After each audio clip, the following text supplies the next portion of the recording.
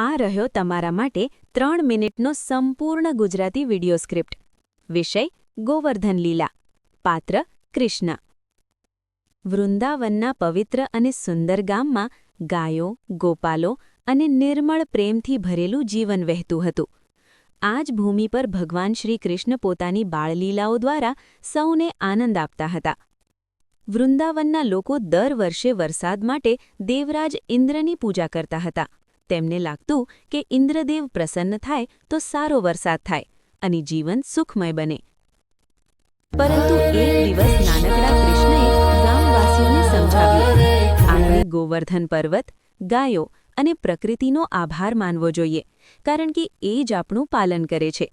કૃષ્ણના વચનોથી પ્રેરાઈ ગામવાસીઓએ ઇન્દ્રની જગ્યાએ ગોવર્ધનની પૂજા કરી. આ સાંભળી દેવરાજ ઇન્દ્ર અત્યંત ક્રોધિત થયા.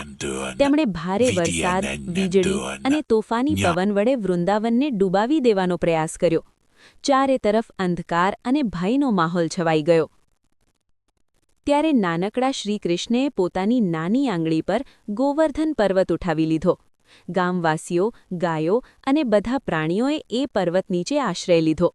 7 દિવસ સુધી કૃષ્ણએ પર્વત ધારણ કર્યો અને સૌને સુરક્ષિત રાખ્યા. આ અદ્ભુત દૃશ્ય જોઈ ઇન્દ્રદેવનો અહંકાર તૂટી ગયો. તેમણે સમજ્યું કે કૃષ્ણ કોઈ સામાન્ય બાળક નથી, પરંતુ સ્વયં પરમાત્મા છે. ઇન્દ્રદેવે કૃષ્ણ પાસે માફી માંગી. આ ગોવર્ધન લીલા આપણને શીખવે છે, અહંકારનો અંત હંમેશા થાય છે અને ભક્તિ અને શ્રદ્ધા દ્વારા ભગવાન હંમેશા પોતાના ભક્તોની રક્ષા કરે છે. જય શ્રી કૃષ્ણ.